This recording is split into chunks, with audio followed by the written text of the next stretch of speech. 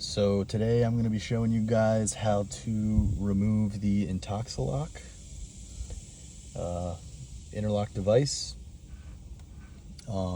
Just want to start out by saying definitely don't do this if it is required by your local court system, by the judge, and it's not past your last day. Could really face some serious fines, lose your driving privileges, or I even saw online 3 to 6 months in jail. Depends on your state, but just definitely don't do it. The reason I'm doing it is because I haven't even had court yet in the state of Texas. The driver's license hearing is separate, and that happened over 3 months ago. And my lawyer advised that I go get it as a sign of, or as a show of good faith to the judge, and I ended up getting a 3-month suspension on the license instead of the expected 6 months, and that expired about 3 weeks ago. And I'm trying to sell this car, so I checked with my lawyer. I was like, hey man, I'm trying to sell this car. Can I take it out? He's like, yep, it's not against the law for you to take it out at this juncture. So took it out, and I'm about to show you guys how to do it. All right, guys, there was a few videos, but couldn't find a good video. So I figured I'd do everybody the favor. How to uninstall your Intoxalock breathalyzer device, interlock device, blow and go. I have the GPS system and the camera over there. And this is the actual mouth device I have.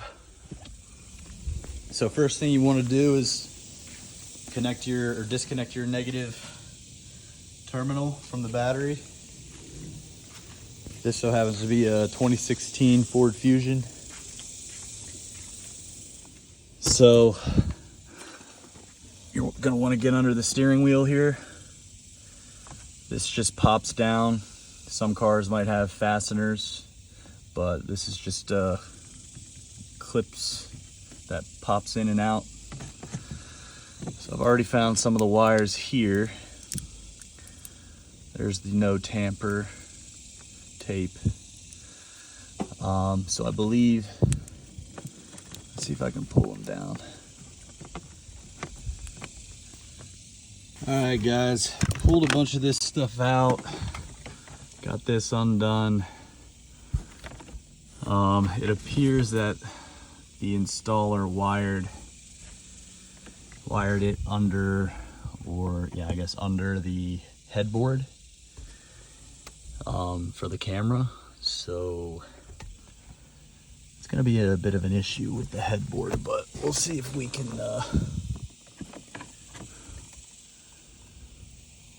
figure it out.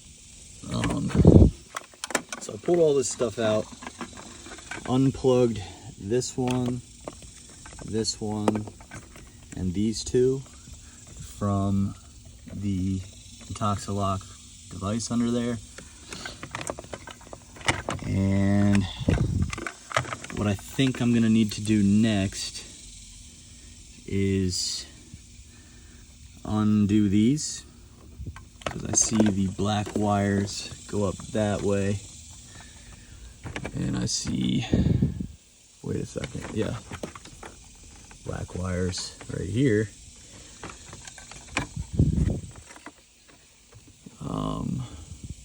So it appears that only the gray wire is the camera connection, and then the two black wires are the GPS system.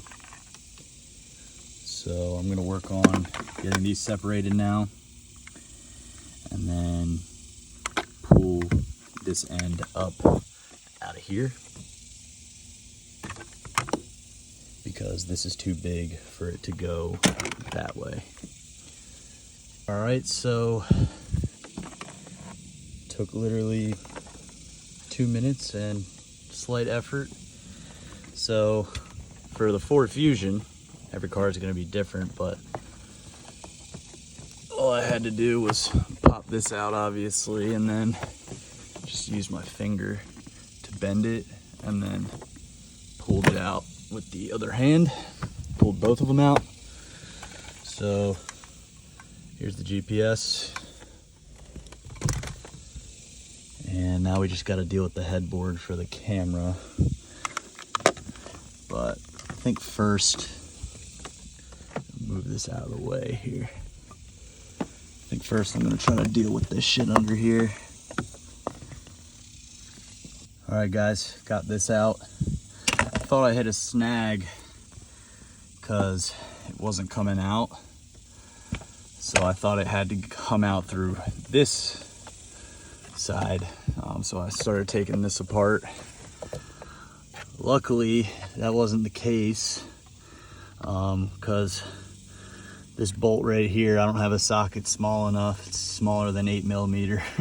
So I would have had to go get some sockets if I had to take this off. But then I realized after examining this further, that it was just zip tied to this bar up here. So I just snipped it and it fit out this way diagonally.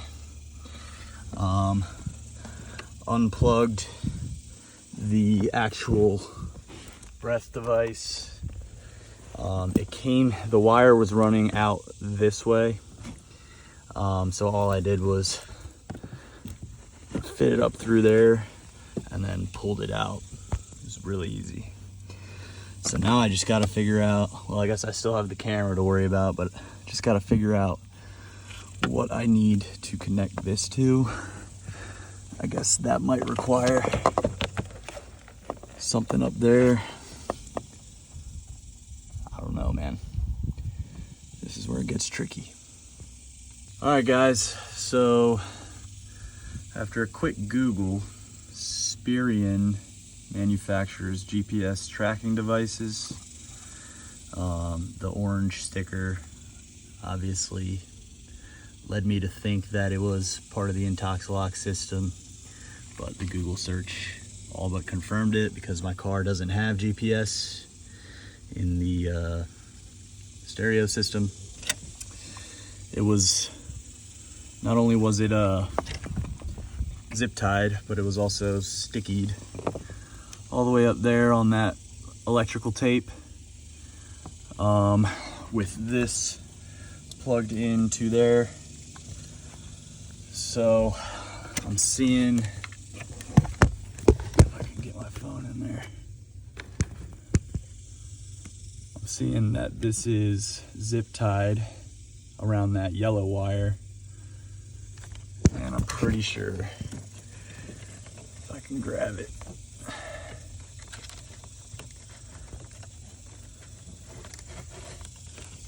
well, it's also got a connector on it, so I'm wondering why it's spliced.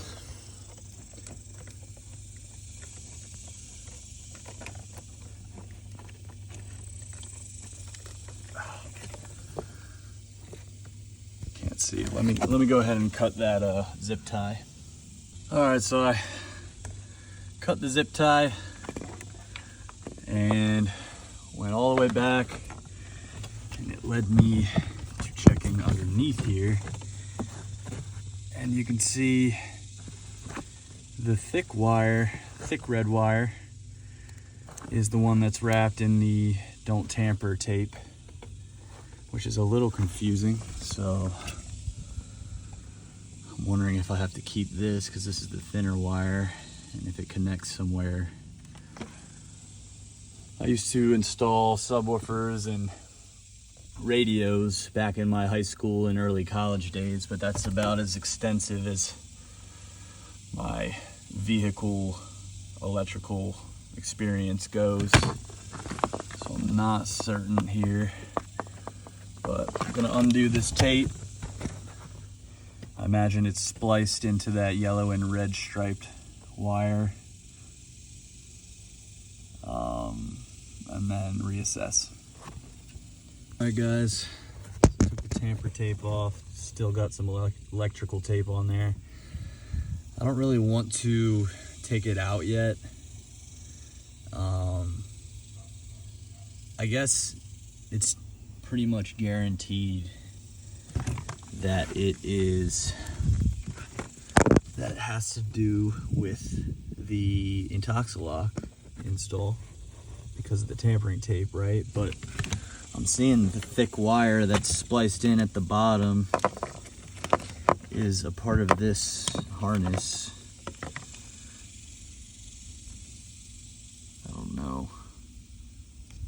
I don't know if this was added, this fuse, by the Intoxalock install or what. But I think either way, I really got to be able to see through this opening, and I don't have the fucking right bolt size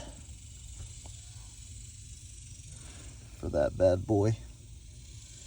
So might need to call it, at least for now, and see if I can figure it out when I try again. All right, guys, following day here. Just had a mobile mechanic come out to replace my rear left shock absorber, which was failed when I bought this car back in February. And I had him take these bolts out, or screws, I guess they are. It's a 932 socket. If you have a modern Ford vehicle, it's probably gonna be the same. So he took this one out and this one out, slid this thing down to get it out of the way of the steering column cover, and that was also a 932. I think the steering column cover is supposed to have 2 bolts, but mine only had the one deep in there. This one was missing. So if you have a Ford, hope that helps. So now we got the wires. So we've got plenty of tap-ins from Intoxalock here. Looks like we've got 1, 2, 3. So I'm gonna snip this and decide what to do from there. I mean, obviously I've got to take these out. I just want to be careful not to cut the wrong wire. The one that's tapping in obviously is the one that I need to cut. So all right, guys, found another video that helped me figure out that this is part of the system, the Intoxalock system. I forget which color was where. Okay, so I left. So the white and the brown are splitting up the ignition connection. So took off the tape and they've soldered it, of course. Makes it more difficult. I have one of these, but not having any luck with it, trying to strip the wire here to reveal these connections. I was gonna put these together, try to start the car, see if it worked. The black wire was just a ground back there, so I snipped it right there. Don't really care about that. And the red wire was the thick one that was tapped into the yellow and red striped wire down there. So I snipped that. Pretty sure this is just for the GPS. I don't need to find somewhere to plug that in the stock vehicle system. So I'm thinking about cutting these and then using some of this wire to connect them, since I can't strip these, but we'll see. And we're back. So the car does start and drive and everything works when I connect these two together and start her up. Went to Walmart, picked up some butt connectors. So I'm just gonna connect them up, put everything back, should be good to go. All right, we are all done except for putting the plastic stuff back in place. Let's fire her up.